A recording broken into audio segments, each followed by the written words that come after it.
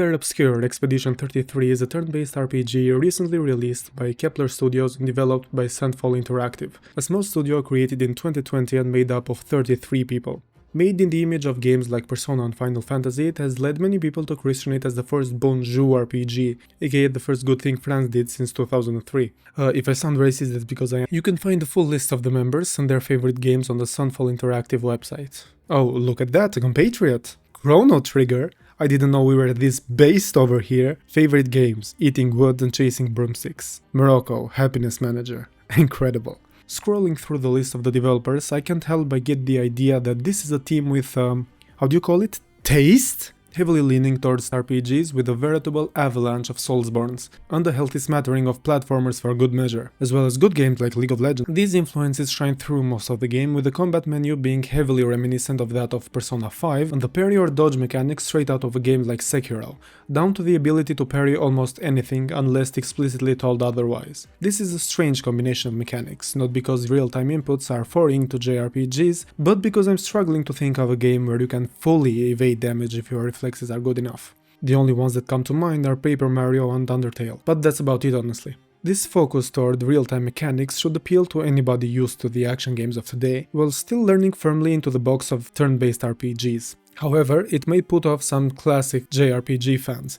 who want to focus more on that traditional loop and think that these real-time mechanics compromise it. As far as I'm concerned though, this is a good idea. As someone who has played their fair share of turn-based games, I know how annoying it can be watching the same animation for the umpteenth time. When I play XCOM 2 for example, I usually install a mod or two to remove all unnecessary downtime where you are effectively just watching a cutscene. In Clair Obscur, such downtime doesn't exist, because even when in most games you would be passively waiting for the enemy to attack you, here you are forced to react in real time, either by the carrot of a powerful counterattack and evading damage, or by the stick of some attacks being able to one-shot your entire party. This more or less unprecedented reliance on player reflexes means that with enough practice, you can realistically beat enemies that in other JRPGs would take you hours of grinding to stand up to. Combined with the abundance of save points, this creates a feeling of constant progress, with the game continuously encouraging you to try again and again, because victory is almost within your grasp.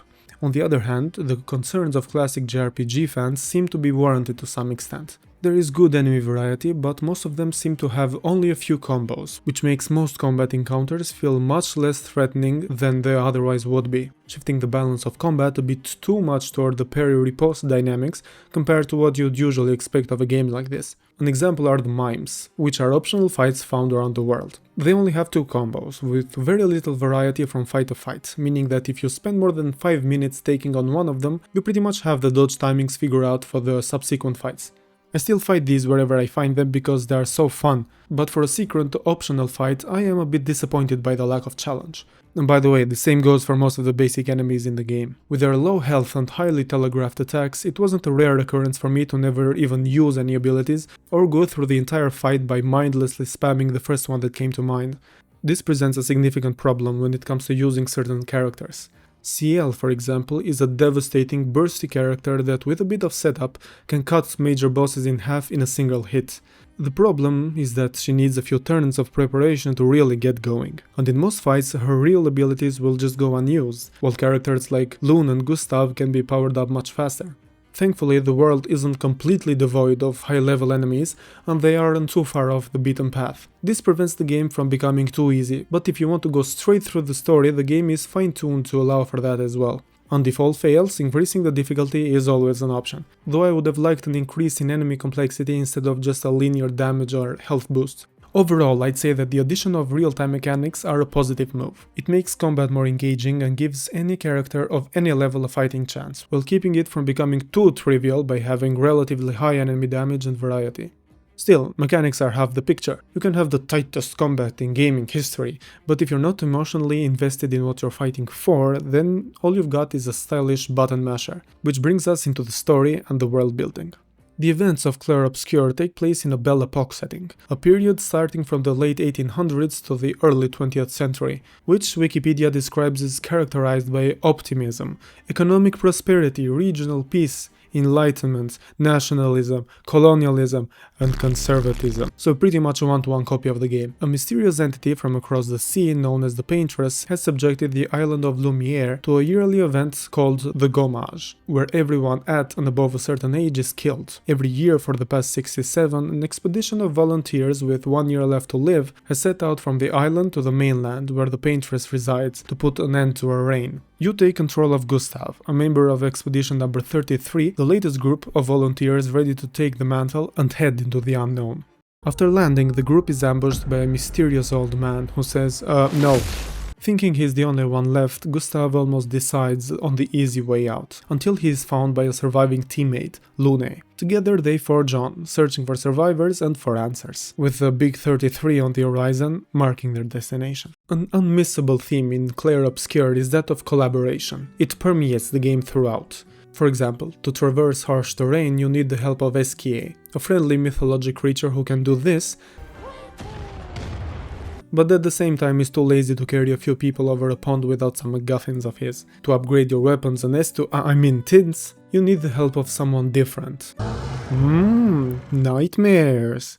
At some point in the game you come across the Jestrals, a combat-obsessed race of magical creatures, who individually aren't the sharpest tool in the shed, but by uniting their forces they've been able to create a stable, closed-off society in the forest. And you know, in a way only possible for someone who has personally dealt with dangers of this world firsthand, how difficult creating a society here would be. And yet, these individually unimpressive forest dwellers who can tell the difference between a human and a monster have been thriving, thanks to the key word, collaboration. Take a look at our main characters. Gustav would have never made it without Lune. Maëlle would have never survived without Gustav, none of them would have lasted an hour without the help of the previous expeditions. And I don't mean in this vapid story-only way, with empty motivational quotes found in a cave somewhere. No, your predecessors literally give you checkpoints. Did I mention this game is heavily influenced by Dark Souls, by the way? Can you imagine how this game would be without the ability to save or rest or upgrade? Well, I can. I would be a statistic after enemy number 3. That's how hopeless I would be without the work of several hundreds that came before me. Every time you touch a flag, you get the impression that you aren't just retracing the steps of your predecessors, but are rather climbing a ladder made from their bodies. And yet, they're not treated as victims. They know what awaited them, and still laid their lives down, just so you could have another rung to climb on. That's dark, but at the same time beautiful.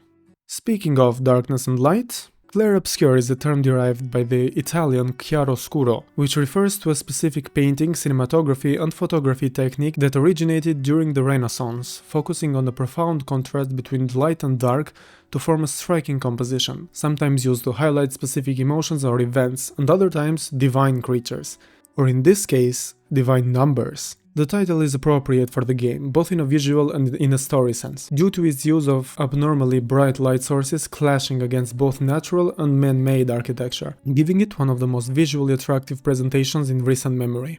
Speaking of presentation, yeah, just look at it, I mean. What else can I even say?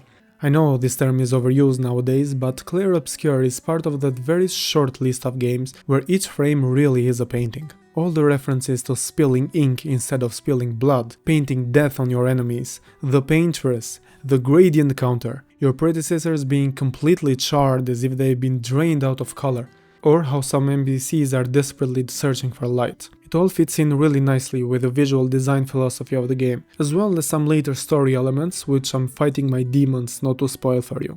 To take the metaphor a bit further, the story is also written with a similar contrast in mood. You go from paradise to hell, from tragedy to beauty, from the real pain of loss to the childish joy of interacting with whimsical, silly, lazy and grumpy creatures time and time again. Not more than half an hour after seeing his teammates brutally murdered, Gustav can wear one of the most comically stereotypical French outfits ever coded into a game. Sometimes this game looks like a minstrel show if it was written by Aaron McGruder. So, why did I bring all of this up? Well, because I'm a big fan of how this game infuses elements usually associated with the Renaissance, like a focus on human collaboration and technological breakthroughs, into a Belle Epoque style environment, and blends in just the right amount of sparkles and fairy dust to make everything pop. After coming out of hundreds of hours of traipsing through a realistic portrayal of medieval Czechia, I think this game is just what the doctor ordered. Unfortunately, he didn't order enough of it. A few people may complain that this game is too short, because it clocks in at around 20 to 25 hours, but that's not my problem. In fact, I'm glad to finally be playing a JRPG that I can actually hope to finish. My problem is that this game is a bit too linear. There is very little when it comes to side content, and it's usually limited to fetch an item type of quest and small detours within main dungeons. The few proper optional dungeons though are consistently the most beautiful thing I've ever seen in a game. Take this one side area tucked away somewhere in Act 2. Here you find a whole bunch of fallen Nevron Trambadores, an enemy you fight quite regularly in the game, as well as the remains of one of the previous expeditions. Thinking it was the culprit, I approached the only Nevron left standing. But to my surprise, the game gave me a prompt to speak to it instead. I didn't want to kill my friends, I just wanted to play with them. Even when I managed to play a note just right, I messed up right after. Can you believe it? I'm expected to use my instrument to kill, and I'm angry. I cannot play. I will never play again. A Nevron who does not wish to kill? Yes, help me learn how to not kill. This scene choked me up, and it didn't even need any voice acting to do so. I was expecting a difficult boss, but instead here I am, teaching a supposed mortal enemy how to use its weapon for something beautiful. They straight up created a minigame for this singular side quest as well, where you have to get hit by the correct notes and dodge the wrong ones, so that this lonely Nevron can finally find some peace. I mean, how beautiful is that? There is little hidden moments like this throughout, reassuring you that despite the horror and suffering, there is still humanity left in this world. It may sound exaggerated, but I've played 30-hour games that spectacularly fail to say what this game does in about 2 minutes. It may sound unfair to ask of more of such a densely designed game from a small developer, but that's only because it is. What's on display here is pretty much the most that can be realistically expected of a team of 30 people, even with some outsourced work and usage of pre-made assets. Still, I can't shake this feeling of incompleteness, not just because I literally haven't completed the game yet, but because this seems like an incredibly powerful premise for a game. Maybe a bit too powerful, in that no single game could have the scope of fully exploring what it would mean to live in Lumiere. What happened to the political landscape? What about religion? Philosophy? How did these people figure out the cause of their curse, and how did they decide on what to do?